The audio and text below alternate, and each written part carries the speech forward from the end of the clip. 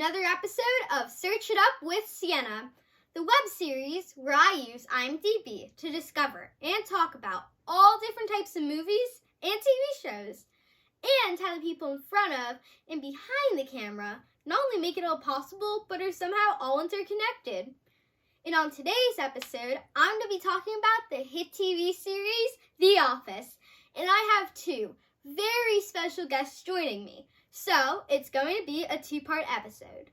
On part one, I'm going to be speaking with the brilliant creative writer, producer, and director, Lee Eisenberg.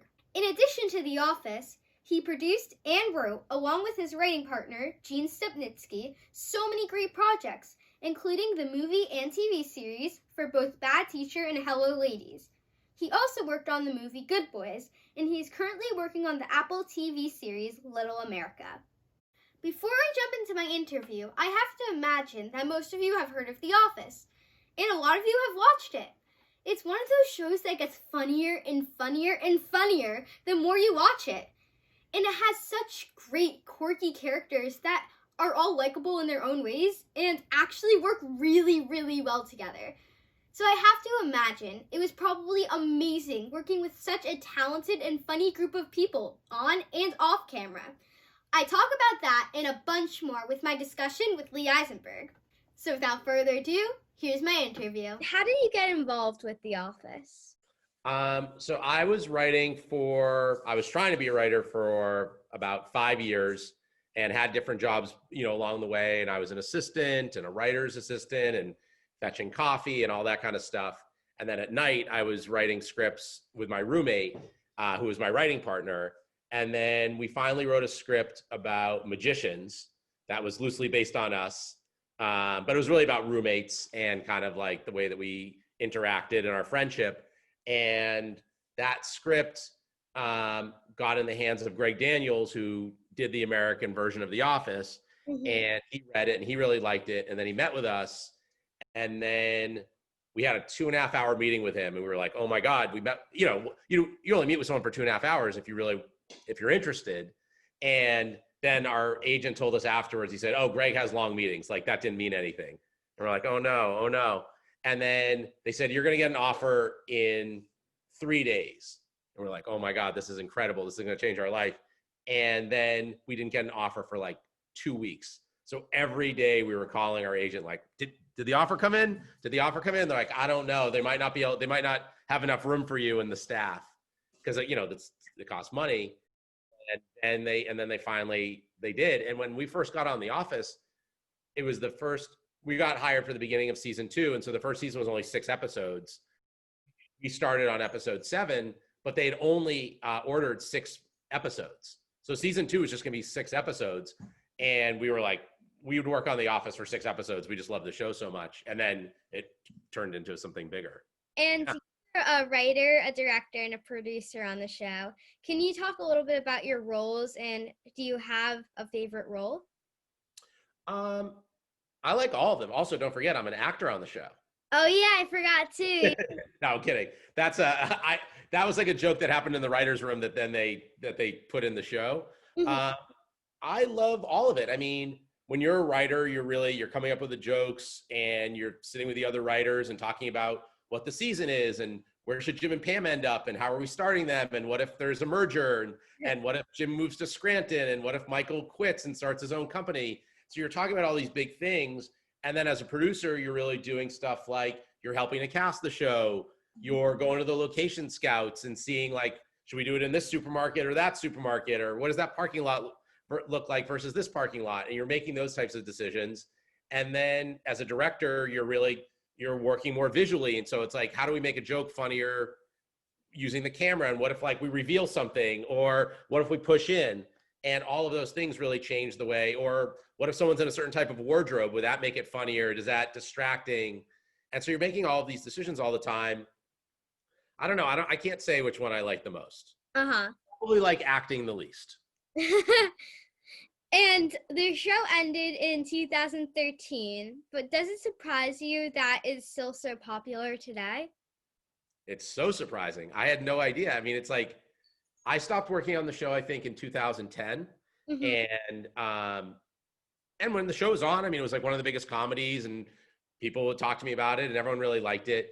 And then for a few years, people didn't really talk about it that much. You know, they did, but it wasn't like a big thing. Yeah, and then Netflix put it on, and all of us, all of a sudden, people were talking about The Office nonstop. And the crazy thing was, it was all people your age. Oh wow. So, so many, like all these parents with like 12-year-olds were like, my kids are obsessed with The Office. They've watched it 3 times. And it was just this wild thing. And then I did a movie 2 years ago or a year ago called Good Boys, which you're not allowed to see yet because it's R. Stars 12-year-olds, and then they started getting into the show, and so like they couldn't believe that we like for the premiere of their movie, they were like, "Is BJ Novak going to come to the premiere?" That's so funny. Do you have a favorite episode that you wrote or directed? I think I'm most proud of Dinner Party. Did you like that one? Mm-hmm. I wrote that one, and that one, you know, usually for a writer, you would get like a week to write your episode. Mm-hmm. And the way the schedule worked out, we had 3 weeks to write it. We spent more time on it, and we had all these jokes, and we kept rewriting it and talking this out and talking that out. And the table, you know, you do a table read with all the actors, and everyone sits around a table. And doing that one, it started off really slow, and no one laughed for like the first few minutes. And I was like, oh my God, I'm going to get fired. This is a disaster. And then all of a sudden it was just like laugh, laugh, laugh. And the laughs just kept getting bigger. And like actors who weren't even in the scenes, like were crying. They were laughing so hard. And I was just still so nervous because I was like, is this like, are people like pulling a prank on me? Because it was going so well. And then when we finally shot the episode, it just everything like really clicked in. Yeah. And it just felt like everyone was on like the top of their game. And so I think that's probably my favorite one. I love that one. I actually just recently rewatched it, like I think almost. Wow. But What's your favorite episode? I like that one a lot. That's definitely one of my favorites. I like the Golden Ticket episode. Oh yeah, that's a good one. Sorry, my dog Babs. It's okay. I like the Golden Ticket episode, and I also like the whole like 3-episode thing with like the Michael Scott Paper Company. Oh yeah, and I directed one of those. Oh really? Yeah, I think I directed. Maybe it's called the Michael Scott Paper Company. I can't remember the name of the episode. I directed that one, and then I directed an episode called The Lover. Oh wow. Yeah. And, do you have a character that you think you most relate to on the show? Oh my God. What if I was like Dwight? I don't know if there's anyone I relate to. I mean, I probably relate most to Jim because he's the most normal. And I've definitely worked at offices before where you're kind of like looking around and you have the weird boss and the annoying coworker, and you just kind of want to talk to someone and just be like, are you seeing what I'm seeing? Which is kind of what Jim was kind of like the audience. Mm-hmm. He's looking at us kind of saying like, can you believe what I have to deal with? And so I think that that's probably the person that I relate to the most. But in terms of like writing for, I mean, there's so many people that I liked writing for so much. I love writing for Michael Scott. I sent Steve Carell an email today. I haven't talked to him in a really long time, but I want to talk to him about another project. So I sent him an email today. He's just the best guy ever. Dwight is so fun. I don't know. It's so hard to pick, but I would say probably Dwight and Michael were my favorites. Yeah, I love those characters too. My favorite thing is when Jim pranks Dwight all the time. I can like go on YouTube and I can watch like someone put all those clips together like all day. By the way, my fiance is a journalist, and she handed me her phone, and I was like, why is she interrupting this talk? And then she said she wanted to tell you that she is a journalist and you're asking excellent questions. Oh, tell her I said thank you. Emily, she says thank you. You have a real future in journalism. Thank you. And I know a lot of the actors are trained like in improv. Did they go off script a lot? I think the way that the show was written, it was supposed to kind of feel really like, are they just making it up as they go along? But the scripts are really, we spent a lot of time on the scripts, and so we kind of made them seem conversational. But the actors definitely had room to play. But I think probably at the end of the day, probably like over 90%, maybe like 90, I don't know, I'm not like in math, but maybe 92%, 94% was scripted. And then every so often, like someone would come up with something that was just like, oh my God, that's so much funnier than anything I wrote. And also, the problem with The Office is that the episodes, they could only be like 21 minutes long. And we would see like the first cut of it and it would be 40 minutes long. And you're like, how are you going to cut half of what you're doing? Yeah. And Really can you tell me anything about what you're currently working on? Sure. I have a show on Apple TV Plus. Do you know that? Yeah. So I have a show on Apple TV Plus called Little America. Every episode's a different immigrant story, and they're all based on true stories. It's very different from The Office. It's a little bit more serious, but they're really sweet, hopefully inspiring stories about just different people who've come to the United States from different countries. Yeah, interesting. Yeah. And then I'm doing a show called Storytime for Disney Plus, which is basically like, how old are you? You're 11? I'm 11. Okay. So maybe you'd be on the older end of it, but basically we want to have kids come up with their own stories, like screenplays, and then have like a big Hollywood crew make them. That's such a good idea. Have like Steve Carell, act as your dad, and have like you flying through the air on a harness and all that kind of stuff. That's so cool. And like we were saying about the immigrants, actually in school, I think it was when I was in 4th grade, we did this project and we learned about immigrants and like Ellis Island the whole year, and we took a trip there and got to write like a whole journal throughout the year of like we pretend to be our own immigrants sort of thing. Oh, that's cool. Yeah. And do you ever think that there may be an Office reunion one day, like a reunion episode? I don't know. I mean, they talk about it all the time. I get asked that every interview. People always ask me that. I think it's possible. I don't think that I don't know that like the whole cast would come back to like do the show again, but maybe. I think everyone's kind of doing their own thing now. But I bet if there was like an episode, somebody was asking me like, could there be a COVID Office episode? Or like just yesterday, one of my college friends asked me that.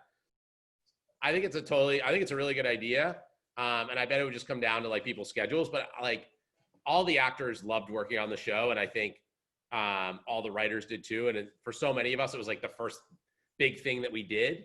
Yeah. And so, we just all feel so connected to each other and to the show. Yeah. And because you're in the writer's room a lot, probably thinking of some jokes and writing like the script, do you have like a favorite snack that you like to snack on while you're working? That's a good question. Where'd you hear about the writer's room snacks? I don't know. Maybe it would be a good question to ask if you have like a favorite snack. It's a really good question because when you're in a writer's room, you're basically stuck there all day. So like snacks are like a huge, huge deal. They're, do you ever hear the show Everybody Loves Raymond? Yes, I actually have. So the guy who created it, his company, like the production company, like his company's name is Where's Lunch? Because lunch is like, debating where you're going to go for lunch is such a big deal because you're stuck in the room the entire time. My favorite snacks, I love Cheez-Its. Same. Cheez-Its are great, and this is bad, and I do not recommend this, but I drink 3 Diet Cokes a day. And so when I'm in a writer's room and I am stressed, I will be eating Cheez-Its and drinking Diet Cokes. And do you have like a favorite restaurant that you like to go to too? Like when you're on a show, usually the food comes in, so it's just like something easy. And then every so often you do something fancy, like you get sushi or something like that. But it's usually like sandwiches or salads and stuff like that. It's usually something like because you're almost like, a lot of times you're like writing and working at this, you're eating and writing at the same time. So it's not like 5-star dining. Yeah. Well, I want to thank you so much for doing this. I had so much fun talking to you and learned a lot. Oh, good. This was so great. Can I just ask you a quick question? Yeah. So what's your, so how long have you been doing the podcast? So basically it's like a web series sort of thing. And like, okay, but it's, a lot of people call it a podcast too. And my assistant called it a podcast. I apologize. No, it's totally fine. It's like a web series sort of thing. And I've been started it about 7 months ago, I would say. Amazing. Yeah. At the beginning of like with the whole pandemic, I started it, and I've always had this sort of idea to do something like this, but like really started like it was the perfect time to pick it up because school was sort of a little lacking because we were at home, so I have more time to do stuff. So I decided to pick it up, and then I went from there, and I made tweaks to it. At first, I didn't have this whole interconnected thing. I just did random movies that I either wanted to see or I liked, and I just did TV shows and stuff like that. But then I thought, how can I make this more interesting, sort of? So that's how I kind of did this, and I got everyone interconnected, and it's a little bit more of a smoother process now. That's amazing. And the last question I'll ask, and I know it's late there. No, it's okay. What's your, like, do you want to be a writer, or like, do you want to be in Hollywood? Do you want to be a journalist? Like, or you just like movies and stuff? Right now, I love to act, but I also do love to write. My favorite subject is English, and whenever like my English teacher says like now it's time, like we're gonna write a short story or something, I get so excited because I love writing stories and that sort of thing too, and scripts on my own. But I wouldn't mind anything. I mean, a lot of people say too, like my acting teachers say that like I could be like the youngest talk show host, for example. I wouldn't mind doing that either. That's really cool. That would be really cool. You'd be great at it. Thank you. Well, I get interviewed by like a fair amount of people, and you were really good at it. Some people that are adults aren't very good interviewers. But you had really good questions. Thank you. Yeah. Well, good luck with it, and awesome. Good talking to you. Bye. Thank you so much, Mr. Eisenberg. I had so much fun talking to you, and you gave me a different perspective on one of my favorite TV shows. Here's a quick fun fact for you guys. Lee mentioned that he was also an actor on the show. He actually played a reoccurring role as Gino, a delivery man for Vance Refrigeration. And you can see him in the Office episodes, Frame Toby and Cafe Disco, among others. And now, here's a quick clip from part 2 of this episode where I'm going to be speaking with Amina Kaplan, who plays Val Johnson, the warehouse foreman on The Office. I was watching the episode where Andy and Daryl, they form like a band sort of thing, and then Robert California joins, and he brings in all these people, and there's a drummer and everybody, and you were like walking around in the back. How did it feel to do that? Because like you probably wished you were there to like drumming. Oh my God! Oh, you nailed it. But that's the episode I'm talking about. Like that drummer, that's the guy, and Brian Baumgartner ends up playing, and so there's all these drummers on set. You know, it's a funny thing. It's like, you know, I don't think I mentioned to them that I was a drummer, and I was bursting at the seams. I was just like, oh my God, I want to play. I know, I just saw you walking around the back, like looking at them. Totally. And I think Brian knew that I was a drummer, because if you're a drummer, we talk about it eventually or whatever, but I certainly didn't tell the writers or, you know, or anyone that I was a drummer. I was just, you know, staying in my lane, trying to keep my head down a little bit. But, oh my God, I wanted to play so bad. I wanted to play. See you next time.